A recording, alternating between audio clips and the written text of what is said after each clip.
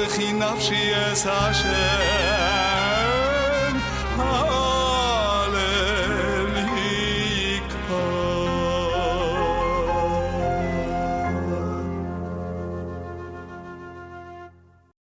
Page 99. This page will continue with Hilchot Hotza'ah and Achnasa, carrying in a public domain.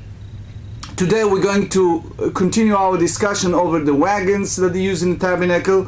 But first, let's start at the top of the page 99. Tanu Rabbanan, the sages told us, יריעות התחתונות של תכלת ושל ארגמן ושל תולת שני ושל שש.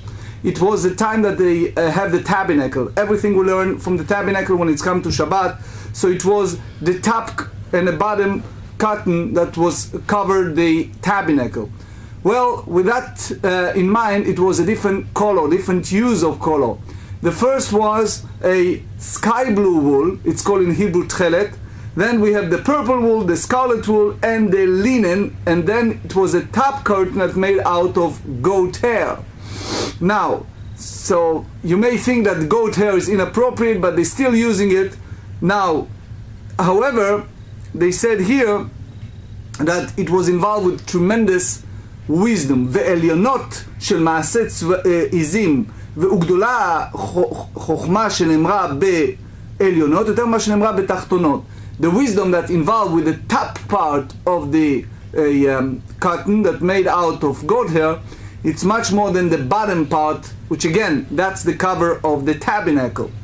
דאילו בתחתונות כתיב, they said in the bottom cover of the tabernacle, which is Exodus 35, וכל אישה חכמת לב בידיה תעברו. Every wise woman, they use a spum with her hands. And then, ואילו בעליונות כתיב, however, in the top they said, וכל הנשים אשר נשא ליבם אותן בחוכמה תעברו את העזים. And all the women that was involved with the, inspired with them, spun the goats. So now pay attention of the language. We have one line that said singular and end up plural. The second one is full plural, meaning we use the word isha, which is singular, and then tavu, it's a plural, and then v'chol anashim, it's all the women. V'tanya mishum Rabbi Nechemia shatuv ba'izim v'tavu min ha'izim. So Rabbi Nechemia told us that was the rins on the goat, and it was even spam on the goat. So it means that you need to have a lot of skills to make it happen. Two opinions here. One basically completed the other. The Sforno, on that Torah portion of Vayakel, the Sforno said that that's one involved in special skills. The moment you take away a hair, even from an animal, that the hair is disconnected from its roots, they have a different quality. Versus when the hair is still on the animal, on the goat, they have a better qualities. The meaning to take it out, you need to have a special skills to not only to maintain the good quality, but also to maintain it for a long time. And this is the top part, which is the most striking part of the tabernacle. And as you know, part of the ritual is the external appearance that people look at.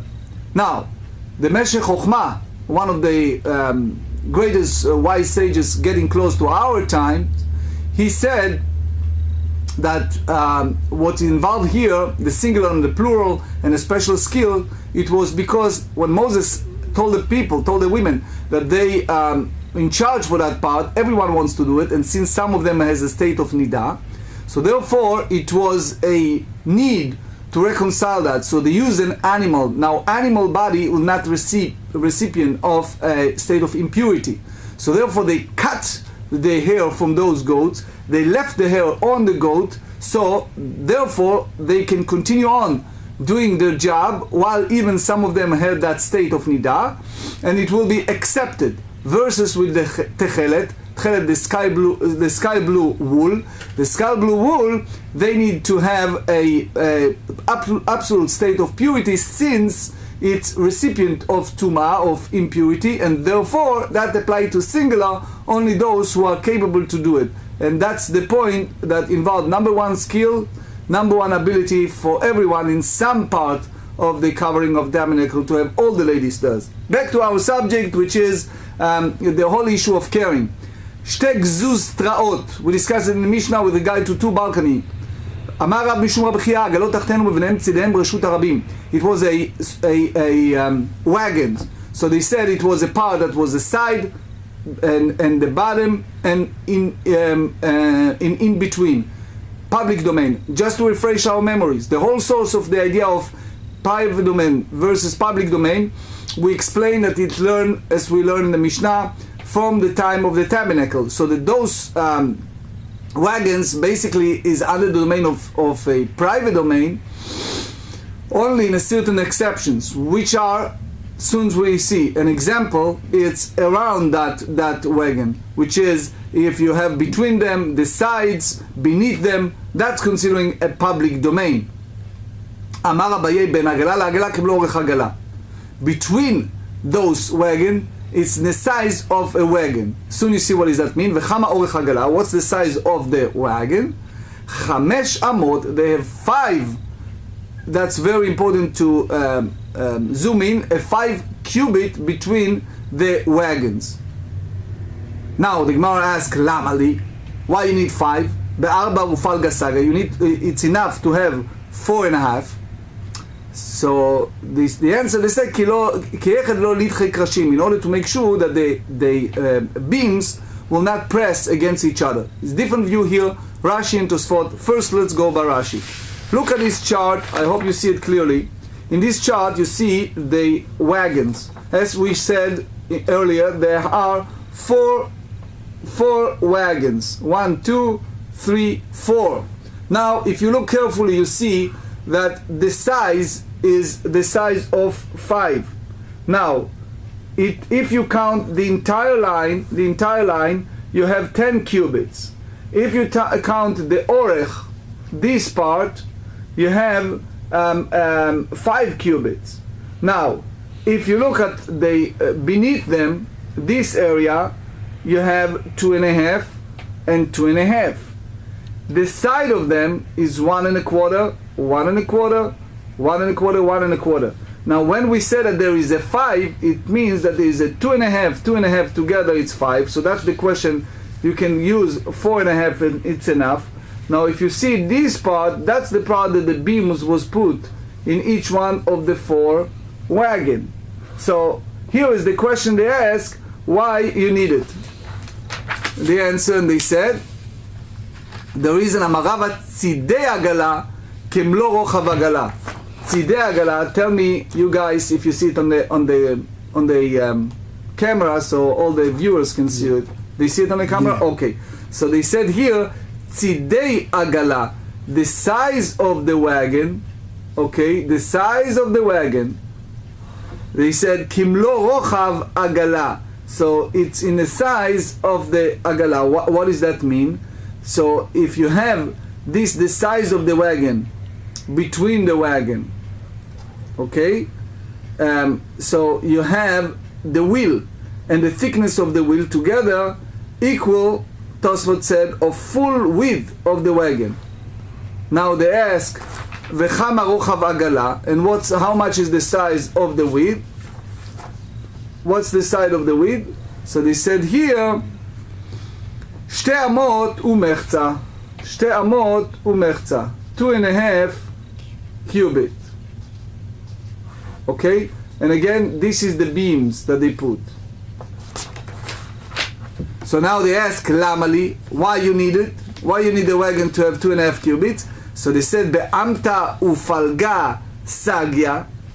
So be'amta ufalga sagya, meaning, so if you have 1.5, it's enough. So why you need all of that? So they said, ki heche de lo lidadu krashim. So in order to make sure that these beams will not teeter. So otherwise it will be in this way, 10 cubit beams on 1.5 cubit wide surface, it will be unstable. Now if you remember what we discussed earlier, that it was a Levi, most probably was I'm joking, most probably was a Yemeni, skinny and very athletic guy, but he has a special job. He was standing around that that wagon to make sure even they moving those wagons, that those beams will stay stable and not running around and teeth each other. So even they are moving them, he was the guy that makes sure that they all stay stable all the times. So now the Gemara comment, כי היכא אלא קיים לן דרך רשות הרבי 16 אמה, אלא קיים לן דרך רשות הרבים, you need to have 16 cubit, אנן דגמרי לנה במשכן. Since we derive it from the tabernacle, the Mishkan Chamisrei Havai. What we have in a tabernacle, we have 15 cubit wide. Okay, when you have these two wagons that they stored side by side, one next to the other, so what happened while the width of the wagon plus the space between them, it was together 15 cubits. So they said, how? So they said, Amta Yetera Havai, you have an extra cubit, the Havakaya Ben Levi, the Chimishtalfe Krashim Havana Kitle. So as we said, that it was an extra 1 cubit, so you have to have a fellow, either Yemenite, or I'm joking, or someone, is a very athletic. He's standing there, that fellow, and his job is to make sure that the beam will not fail, and he restore all the time the stack.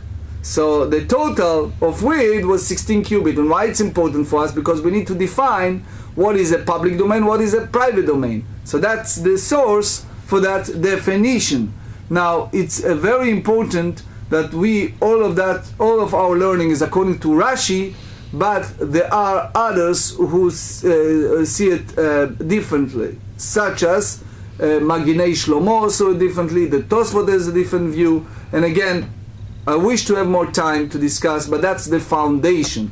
Mishnah, Chuliyat Habor, when someone dig a pit, and you have surround the pit a bank, which means you have some part that it's Rashi said it's like ma'akeh. It's that part that you go to the pit, you have a little part that get in. Vehasela, and also if you have a boulder, large stone. So imagine that someone digging something in the pit and put it outside of the pit, so now you have a little boulder, right? Or real boulder that's standing outside. Now, what's the issue? Shehen gvoim 10 v'rochban 4. You remember when we define public domain and private domain, what did we say? We say when it's come to a private domain, he can go up to the heaven. Is no space that belongs to anybody but that individual. Why we say it? Because it's a person have the ability to build high, to be sky, to build high sky, to do whatever he wants. It's his domain. Go up to whatever it is. So therefore, it's private domain. Public domain we define, if you remember, many times. It's up to a certain side, which is the 10 side. That's the highest side. The highest is a 10 handbreadth. That's basically the size of a public domain, which means if you exceeded more, now you have the issue that people as a public entity, as a public domain, cannot build or cannot do anything as a people without the consent of everyone to go higher. So as far as the definition for Shabbat, anything above 10 tfachim, above the 10, it's considering makom ptur, a place that is exempt and is no longer under the definition of a public domain. Now, with that in mind, here we ask a question. When you have these two entities, which is the bank surrounding the pit and the boulder, here you have these two entities in the public domain, but they are 10 handbreadth high and 4 handbreadths wide, which means now anything that go above that, even the smallest, let's say, as a needle, anything, it's already exceeding, and now you're changing the domain from public domain to a place that it's exempt, מקום פטור, הנוטל מהם והנותן על גבן חייב. Anyone who does any type of labor on Shabbat, such as you pick up something from the top of the boulder, or you put something inside the pit, פחות מכם פטור. If it was below, then what? The 10 handbreadth and 4 handbreadth wide, then it's different. But the minute it's exceeded that, it's exempt. Okay? Because as long as it's inside the pit, inside that boulder, it's below the 10 and 4, that's is public domain. But otherwise, it's מקום פטור. So now the Gemara asks a question. למה לי למיתני חוליית הבור והסלע? ליתני הבור והסלע. Why do we need to say that it's surrounding the bank of the pit? You can just say simply pit and a boulder. מסייע לרבי יוחנן. We go by what Rabbi Yochanan explained to us. And what is it? דאמר רבי יוחנן בור וחולייתם מצטרפים לעשרה. Rabbi Yochanan tells us that if you have a pit and the bank that join together is together constitute a 10 handbreadth, which means even that part, it can be an addition, can be with or without, but that part cannot be a separate entity, the bank of the pit. So now we said that if you have in a public domain a pit, עמוקה 10 ורחבה 4. Imagine that dig a pit in a public domain, and that pit has deep down a 10 handbreadth and 4 handbreadth wide, and ממלאים ממנה בשבת. Those days they need to fill out the water, so but it's applied to us soon. You see how one may not fill water from it on Shabbat. Why? Because the pit itself, what is considering a private domain. But the minute you carry that water from one domain to another, as we said many times, that in order to do the melacha, you need to have the idea of akira and anacha, הוצאה and הכנסה, the two part. You're carrying water from the pit to the public domain. Now you are in violation. We just turned the page. 99b, אלא אם כן עשו לה מחיצה גבוה 10 טפחים. Only if they made a partition around it that it has 10 hand cubit. So, for example, if you have this type of pit and you made around the pit a partition in a size of the 10 hand breadth, so then it's a different story. So now it's a private domain. Otherwise, it's a public. ואין שותים ממנה בשבת. You only drink water from the pit on Shabbat. When? אלא אם כן הכניס לראשו ורובו. So again, if the person is standing where? In a public domain, and he put most of his body, the head and most of his body, inside the pit, now most of his body is where? In a private domain. So now, when he's in a private domain, he can go ahead and use that water in a pit to do what? To drink. Uvo vechuliyata, and the pit and its bank, מצטרפים לעשרה, they join together to be together, what? 10 handbreadths, which that's exactly what Rabbi Yochanan said. Be'amina Rav Mordechai merava. Now, just to crystallize that, the Tosfot here said that otherwise, if you use, for example, pasim, which is like the letter reish or the corner, in other words, instead of making this petition, you put in 4 corners of that pit a little reish, a little size in 4 corners. So he said, Tosfot said that turned it to a situation of Carmelite. So that's will not help. Anyway. Be'amine Rav Mordechai merava. Rav Mordechai asked a question from Rava. Amud bershut harabim. When you have a pillar, like a large column, in a public domain, gavoa 10 v'rachav 4. Again, you remember what's the definition of public domain? Public domain is up, because public domain you don't own up to the sky, you own only up to 10 handbreadth by 4 handbreadth wide. So he said, if you have within the public domain this column or pillar that's standing there in the public domain, and its size is 10 handbreadth and 4 handbreadth wide, what happened now? V'zarak v'nachal gabav ma'u. If someone throws something to that part and it stay on that one, now the issue is mi amrinan have akira b'isu. We may say that you uprooted, you are in violation, okay? But in order to be liable, you need to complete it. Harei anacha be'isu. The means that it was landed, it was rested on that column, it's already in violation, okay? Or Dilma, or you may say, kevan dimimko ptu'at yalo.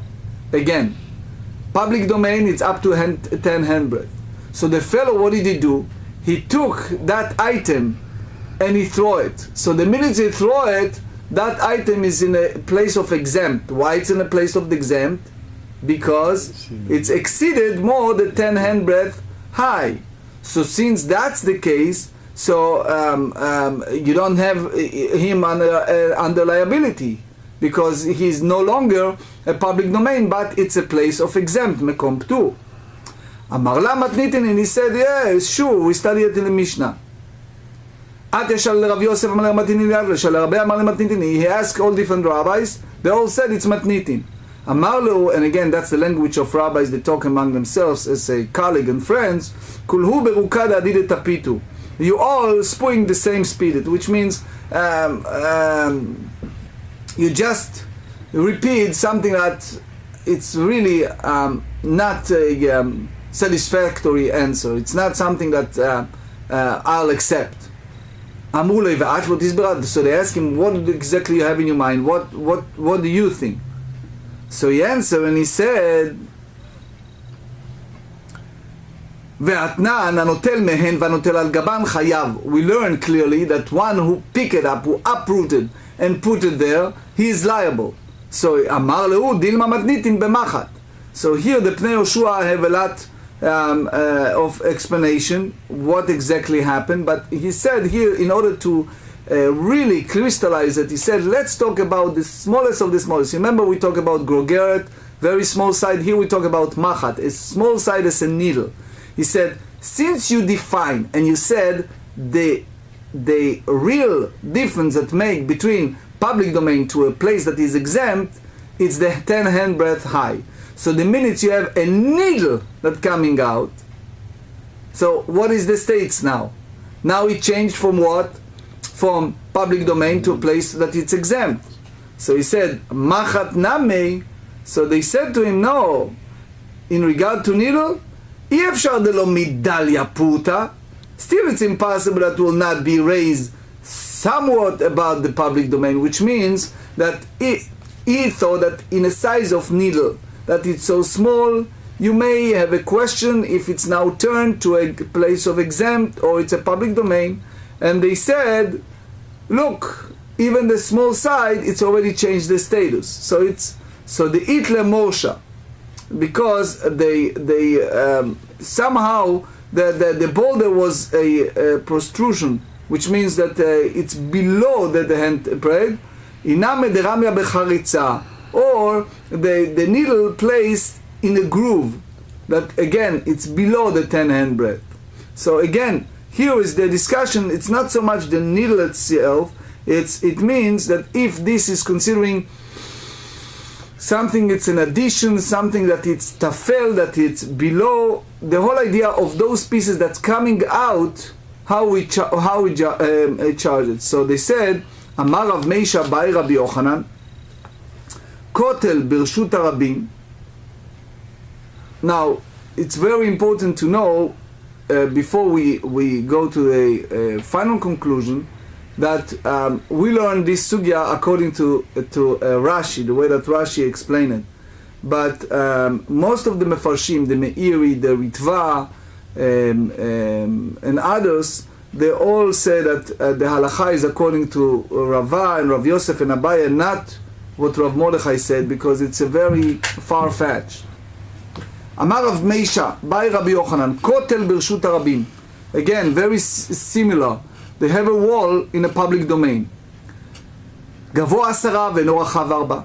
You have in one hand the heights of what? Of 10 handbreadth, but it doesn't have the width of the 4 handbreadth. ומוקף לקרמלית, but it's around the Carmelite. And I hope you remember the definition of Carmelite. We explained many times there are several definitions such as a ocean, etc. Carmelite is a separate definition than Reshut HaRabim. והשאור רשות היחיד, and it changed the status to what? To a private domain. So now they ask, וזרק ונח על גביו מהו? So now he throws something and it stay there. What's the halacha? מי אמרינן כיוון דורו רחב 4 מקום פטורו? Since you tell me even though you have the heights of the 10 hand breadth, but since the wide is not 4 hand breadth, so it's still not considering a public domain, but it's a place of exam.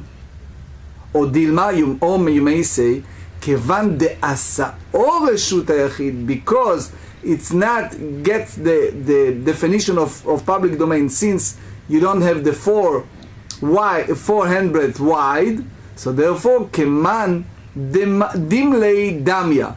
It's like considering this private domain that it's filled, so any object that was landed in that area, it's one who throw the object is liable, because it's considering like you have a 4 handbreadth.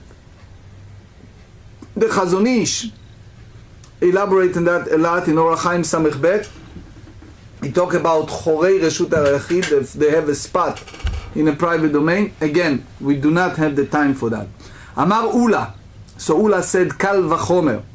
He said that you can learn in the Kal Vachomer לאחרים עושה מחיצה לעצמו, לא כל שכן, if you tell me that it can make a partition, create a partition for others, so for himself it cannot be, again, make it as a private domain, for sure.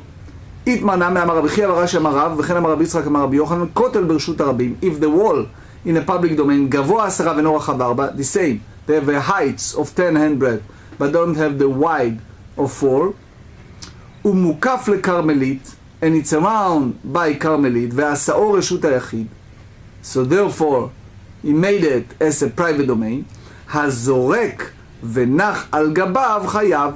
If one who throw an item, an object from the public domain and it landed at top of the wall, he is liable. Now we said לאחרים עושה מחיצה, לעצמו לא כל שכן. If you create a petition for others, so you tell me that for himself it's not creating a private domain. So by Rabbi Yochanan, so Rabbi Yochanan asked, Bor Tisha. Now since we talk in the Mishnah about 2 items, remember we talk about the pit and we talk about the boulder. So he now speak about the pit. Bor Tisha. As you remember, in order to make a pit change the status from private domain to public domain, you need to have what? 10 by 4 wide. So he said, now if you have 9 handbreadth, ve'akar mimena chuliya, and he what did he do? He dug out a segment of earth, he pulled out a segment of earth, and from the bottom of the pit. So what happened here? He changed the status to do what? To make it 10. ועשה מחיצה בעד העדדה, but he put a partition between what? Between 9 and a 10. So he said, כעתו, ומחייב או לא מחייב? So now, what do you say? That that's already changed the status of the domain and he's liable or not? Because now he established a new status, which is the 10 handbreadth. Now we change the status from private to public. ואם תימצא לומר, and if you tell me that כיוון דלא הווה מחיצה 10 מעיקרה, because initially the petition when he built it wasn't 10 handbreadth, לא מחייב, he is not liable. בור 10 ונתן לתוכה חוליה ומעטה, or the other way, if you have a pit that they have a 10 handbreadth and he placed a segment on the earth into the pit. So what happened now? He reduced, right, the size. Now, if you reduce, then the depth inside the pit is less than 10 handbreadth.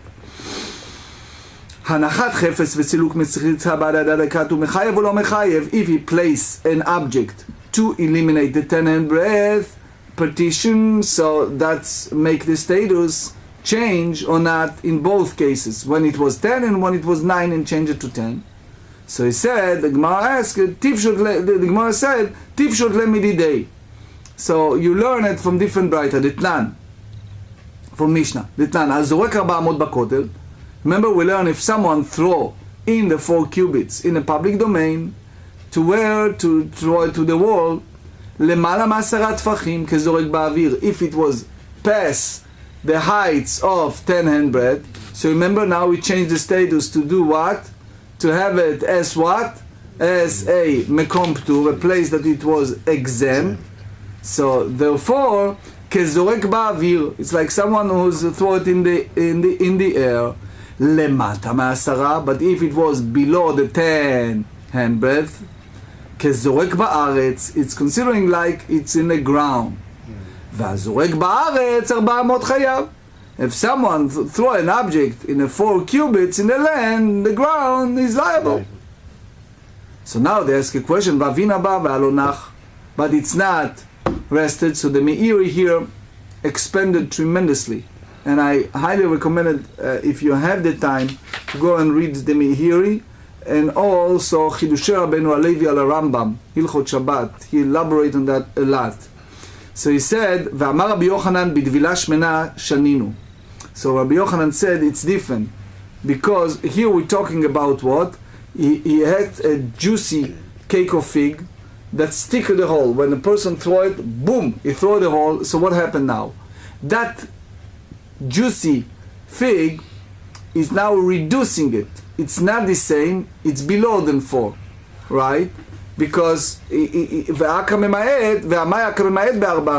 because he reduced the again, what's the dilemma? At the time that he throw it, it was 4 cubit, but the minute he throw this fig, so because it was a juicy fig, it's changed the status. So how you hold it? You hold it that the din of Rishut HaYachid, the halacha of the private domain, apply only or mainly when he started, or for the entire process of throwing, you go by the status that it changed and you judge accordingly.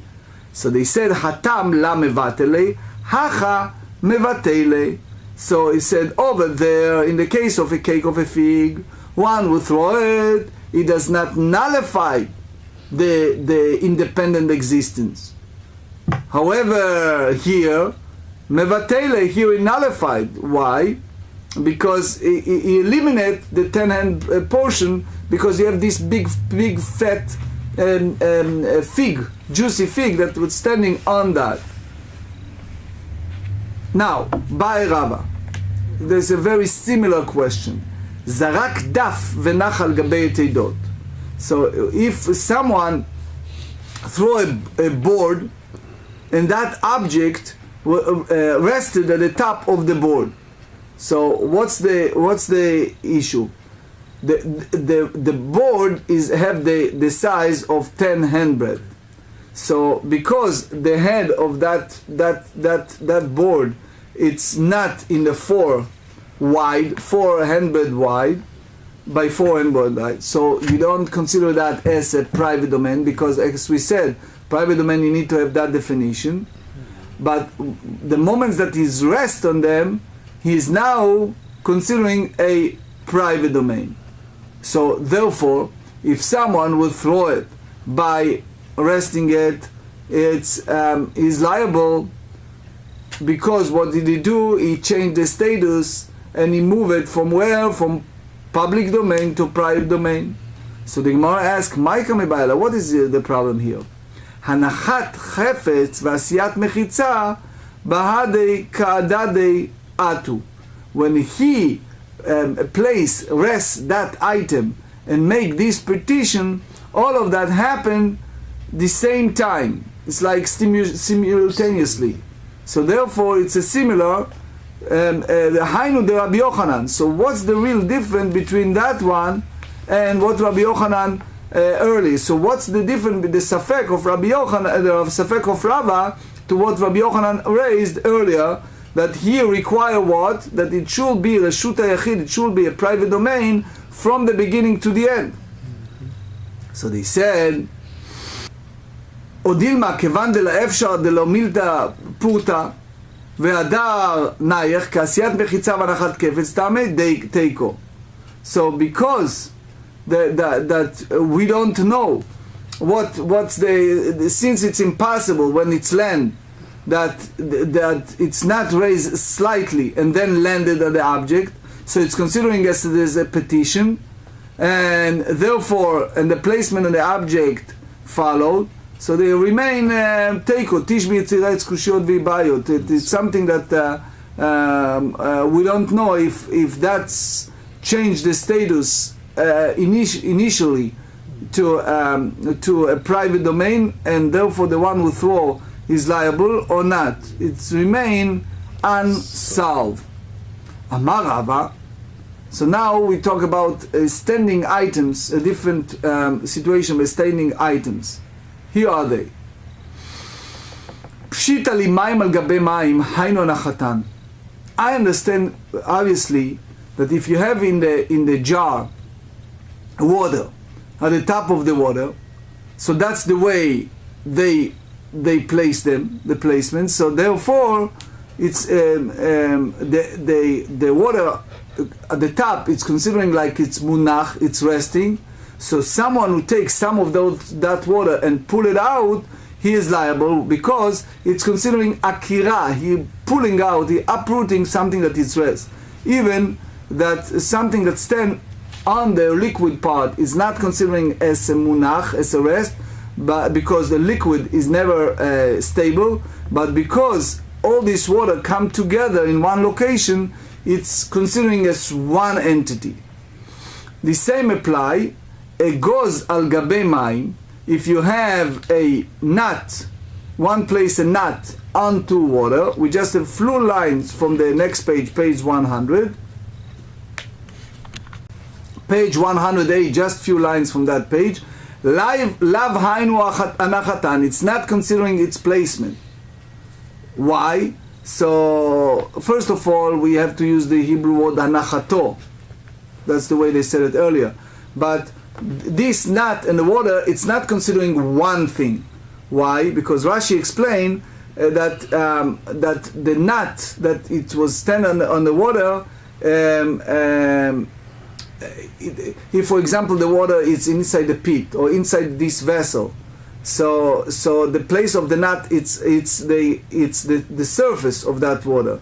So we hold that something that it's running on the surface, it's not considering something that it's resting.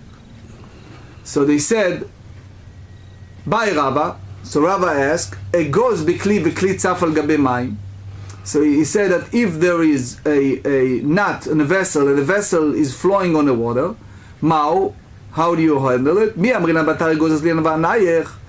If you tell me that the status of the knot and the knot is rest on a vessel, or dilma batar kli azdinan, or we go the status of the vessel, and the vessel is a vessel, it's not rest. So he said v'halo naich. It's the vessel is no rest. So he said teiku. So we couldn't solve is a tish beitaretz kushiyot veibayot.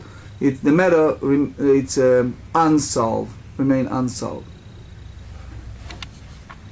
First subject we discussed today that has a lot of application, which is derech reshut harabim. If it's go through a public domain, how you define if you have some item that was thrown throughout a public domain. So Shulchan Aruch Orach Chaim 345 and the Rambam Hilchot Shabbat chapter 14 said to be considered a public domain on Shabbat, anything that was thrown there cannot be less than 16 cubit wide, which means that area, which is the derech, the pave, the way that it's a thoroughfare has to be 16 cubit height, and that's wide. That's something that we should remember. Bo v'chuliata. They said pit and its bank. We learned the pit and the size, the bank. A large pit and its surrounding bank made of stone or sand, considering a private domain, if together they total 10 handbreadths, even if each individually less than 10 handbreadths. It is prohibited to fill a vessel with water from that pit and carry the water into the public domain on Shabbat. That's what Rabbi Yochanan tells us.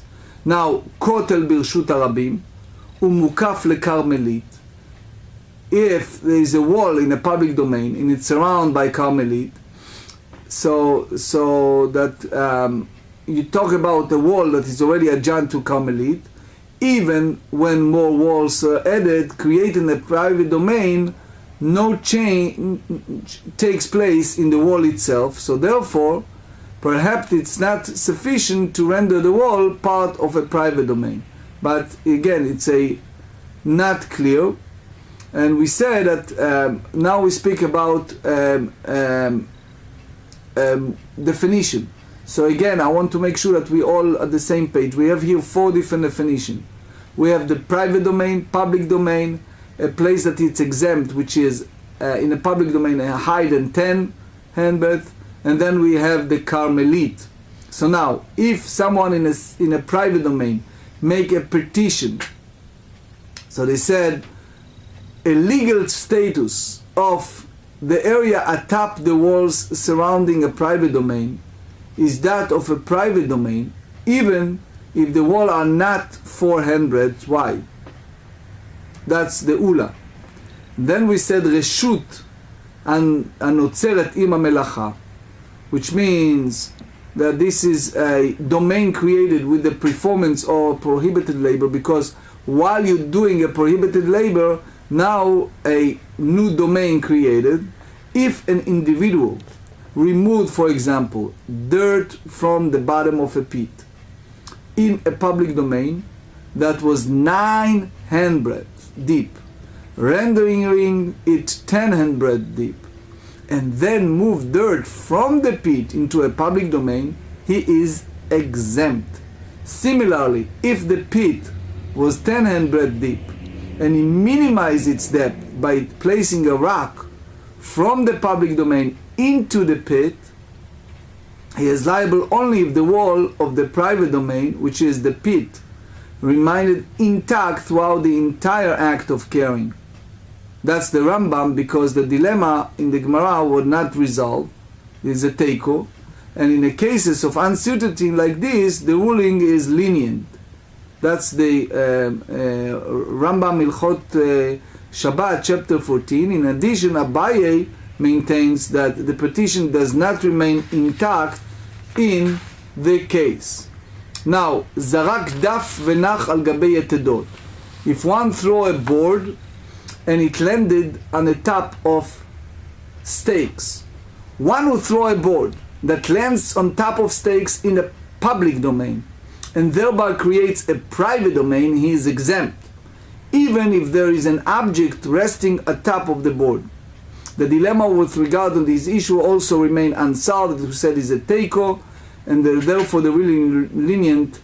And the Rambam also add to that water unto water, if one lifts water that was resting on water, for example, water that from a pit full of water and carried into a public domain, he is liable. However, one who lifts a vessel of fruits from a vessel that is flowing on water is exempt, because the vessel or fruit was not placed on the ground and he did not lift the fruit from a significant place, which is the place is 4 by 4 handbreadths. In addition, if he lifted a fruit that was flowing in the water, he is exempt, as the opinion of Rav. And that's Rambam, Sefer Zmanim Hilchot Shabbat, chapter 13. In general terms, it's very important to note that anytime we have any issue in the GEMARA that remain unsolved, they use the word teiko, we go on lenient. That's the Rambam's philosophy. It's an example. It's how we concluded the shiur, which is the top of page 100. They said if one lifts a nut from a vessel that is flowing in the water and carry it into another domain, is exempt because the vessel or the fruit was not placed on the ground.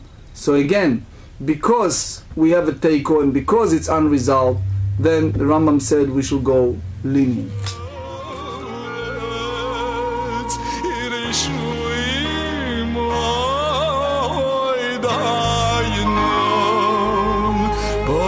נפשי אס השם